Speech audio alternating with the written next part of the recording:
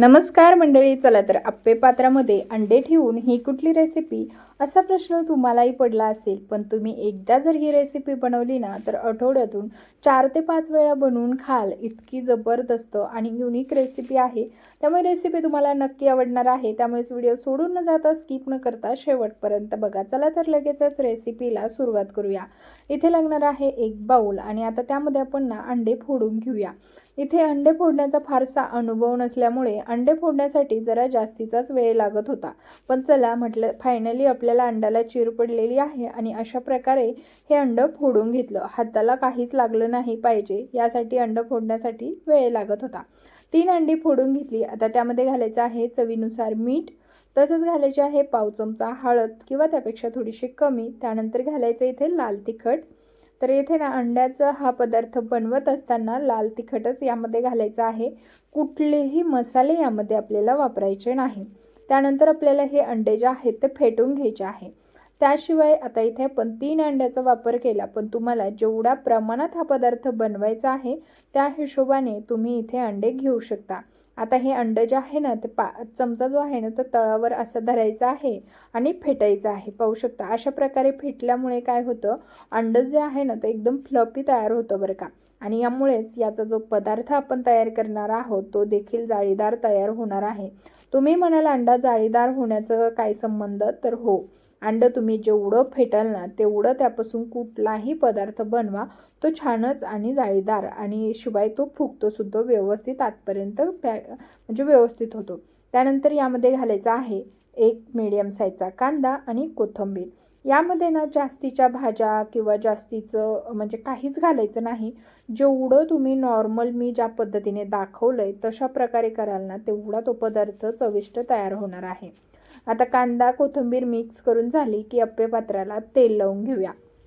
अगदीच थोडं थोडं तेल घालायचं आहे आणि शेवटून आपल्याला हे अप्पे पात्र गरम आहे त्यामुळे पकडीने असं फिरवून घ्यायचं आहे. तुम्ही अगदी तेल अगोदर टाकून हलवून मग गरम करून घेऊ शकता.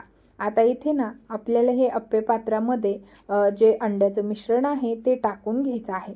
पाहू शकता टाकल्याबरोबरच टर्र असं वरती फुगून येत आहे. हे कशामुळे माहिती आहे का, आपण हे अंडं ना छान असं फेटून घेतलेलं आहे. फेटून घेतल्यामुळे अंडं एकदम फ्लफी तयार होतं. आता यावरती झाकण ठेवूया आणि कमीत कमी 1.5 ते 2 मिनिटे बस मंद गॅसवरती आपल्याला हे वाफवून घ्यायचं आहे. पदार्थ अंड्याचा आहे, अंड्याचे अप्पे आहेत, त्यामुळे ना इथे वाफवताना आपल्याला गॅसची फ्लेम कशी आहे यावरती खूप महत्त्वाचं आहे. अंड्याचा पदार्थ पटकन करपला जातो, त्यामुळे ना आपल्याला इथे गॅसची फ्लेम मंद ठेवायची आहे. पाहू शकता अप्पे उलथायला किती सोपं जात आहे ना, अगदी सहज पलटी होतात आणि मस्त गुबगुबीत फुगल्या गेलेले आहेत. आता हे अप्पे तुम्ही सॉससोबत जर खाल्ले तर इमेजिन करा ते किती चविष्ट लागत असतील. जे खातात त्यांच्यासाठी त्यांना माहीतच असेल की काय भारी लागणार आहेत हे अंडे. आता खात नाही म्हणून काय झालं, मुलाची कमेंटमेंट इतकी सुंदर आलेली आहे की तुम्हाला मी ती व्हिडिओमध्ये पुढे सांगतेच. तर मस्त असे हे दोन्ही साईडने भाजले गेलेले आहेत. आता हे आपण अंड्याचे अप्पे काढून घेऊया. तर मस्त गुबगुबीत टम्म फुगलेले आहेत. आता ह्याच अप्प्यांपासून पुढे आपण आणखीन एक रेसिपी बनवणार आहोत, त्यामुळे इथेच व्हिडिओ सोडून न जाताना शेवटपर्यंत नक्की बघा.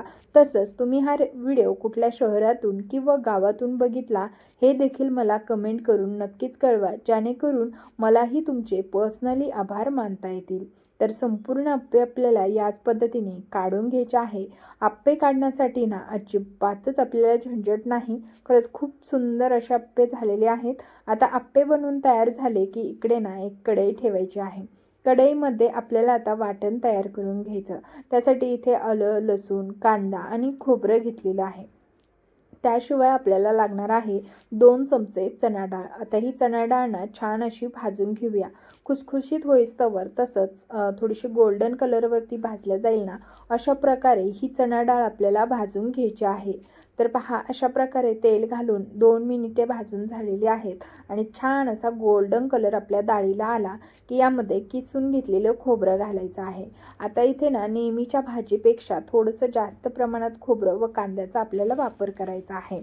तर खोबरं ना अगदीच किसून घेतलेलं असल्यामुळे झटपट भाजलं जातं. त्यामुळेच ना एकसारखं खोबरं भाजलं जावं यासाठी आपल्याला हे सतत हलवत राहायचं आहे, म्हणजे काही करपणार नाही किंवा काही कच्चं राहणार नाही. जर तुम्ही असंच सोडून दिलं ना तर काही खोबरं करपू शकतं आणि खोबरं करपल्यामुळे ना कडवटपणा त्यामध्ये येऊ शकतो. त्यामुळेच आपल्याला खोबरं भाजत असताना व्यवस्थितच भाजायचं आहे. पाहू शकता आपण एकदम डार्क कलरवरती खोबरं भाजलंय, पण सगळं खोबरं कसं एकसंध भाजलं गेलेलं आहे.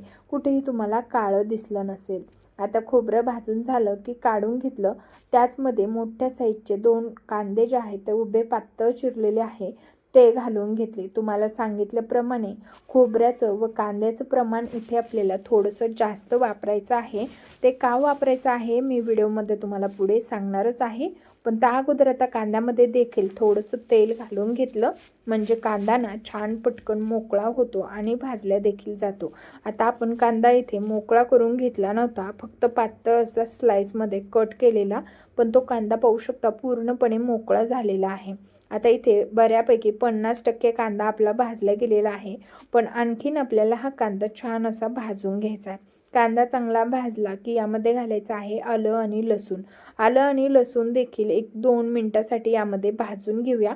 फार वेळ तुम्हाला आलं लसूण भाजण्याची गरज नाही. अगदीच 2 मिनिटं भाजलं ना की यामध्ये मूठ भरून कोथिंबीर घालायची आहे. आता कोथिंबीर ना तुम्हाला 2 प्रकारे घालायची आहे बरं का. जर तुम्हाला वाटणाला हिरवा कलर नको असेल, काळपट कलर हवा असेल ना, तर तुम्हाला इथे कोथिंबीर न घालता ज्या वेळेला तुम्ही हे वाटण थंड करून वाटायला घ्याल ना, त्यावेळेला ही मूठभर कोथिंबीर डायरेक्ट मिक्सरच्या भांड्यात घालायची आहे. पण जर का तुम्हाला इथे वाटणाला हिरवट कलर आणायचा असेल थोडासा, तर मात्र तुम्हाला इथेच कोथिंबीर घालून थोडीशी या कांद्यासोबत भाजून घ्यायची आहे. कोथिंबीर भाजल्यामुळे ना कोथिंबीरीचा आहे तोच रंग राहतो. पण जर आपण कच्ची कोथिंबीर वापरली ना तर भाजीला काळपटपणा खूप छान येतो. तुम्हाला जर तशा प्रकारची बनवायची असेल ना कुठलीही भाजी, तर त्यासाठी कोथिंबीर त्या प्रकारे तुम्ही वापरू शकता. इथे कांदा कोथिंबीर सर्व भाजून झाल्याच्या नंतर यामध्ये घालूया 7-8 काजू. आता हे काजू ना चांगले खुसखुशीत होईस्तोवर भाजून घेतले. संपूर्ण वाटण काढून घेतलेलं आहे. आता हे वाटण आपण वाटून घेऊया. तर इथे पहा पूर्णपणे थंड झालेलं आहे. आता आपल्याला हे मसाले जे आहेत ते मिक्सरच्या भांड्यात टाकून वाटून घ्यायचे. इथे संपूर्ण वाटण वाटून तयार झालेलं आहे. आवश्यकतेनुसार पाणी घालायचं आणि मग वाटून घ्यायचं. तर जास्त प्रमाणात देखील पाणी नाही घालायचं. आता इकडे कढई गरम व्हायला ठेवली. कढईमध्ये घालायचं 2 चमचे तेल. तेलावरती हे तयार करून घेतलेलं वाटण आपल्याला घालायचं आहे. आता वाटण मी जास्त प्रमाणात बनवलेलं आहे. आता इथे ना 2 माणसांना पुरेल एवढीच भाजी आपल्याला ही अंड्याची बनवायची आहे. त्यामुळे त्या हिशोबाने 1 वाटी इतकं वाटण मी वेगळं काढून घेतलं आणि तेच इथे वापरलेलं आहे. आता हे वाटण ना आपल्याला चांगलं तेल सुटेपर्यंत परतवून घ्यायचं आहे. शिवाय आपण ही भाजी ना लोखंडी कढईत बनवत आहोत. तसंच आता इथे छान असं वाटणाला तेल सुटलं 2 मिनिटानंतर. त्यानंतर घरगुती मसाला, कांदा लसूण मसाला, पाव चमचा हळद, चवीनुसार मीठ यामध्ये घालून घेतलं आणि आता पुन्हा एकदा हे सर्व जिन्नस जे आहे किंवा मसाले आपल्याला या वाटणामध्ये मिक्स करून घ्यायचे आहे. जोपर्यंत छान असा वाटणाचा कलर डार्क होत नाही ना, तोपर्यंत आणखीन आपल्याला हे वाटण जे आहे ते परतवत राहायचं आहे. तर सतत हलवत परतवत राहायचं आहे, नाहीतर खालच्या साईडने आपलं हे वाटण करपू शकतं. वाटण संपूर्ण असं छान तेल सोडलं की यामध्ये उकळतं पाणी घालून घ्यायचं आहे. कुठलीही भाजी बनवत असताना बऱ्यापैकी सगळ्या भाज्यांच्या व्हिडिओमध्ये मी तुम्हाला सजेस्ट करते की गरम पाणी किंवा उकळतं पाणीच वापरायचं. त्याचा रिझल्टही तेवढाच महत्त्वाचा आहे, कारण तुम्ही जेवढं गरम पाणी वापराल तेवढी भाजीला टेस्ट सुंदर येते. तर मस्त असं आपली ही भाजीला पाहू शकता गरम पाण्यामुळे लगेचच उकळी आलेली आहे. आता जे आपण तयार करून घेतलेली आप्पे आहेत ना ते यामध्ये टाकून घेऊया.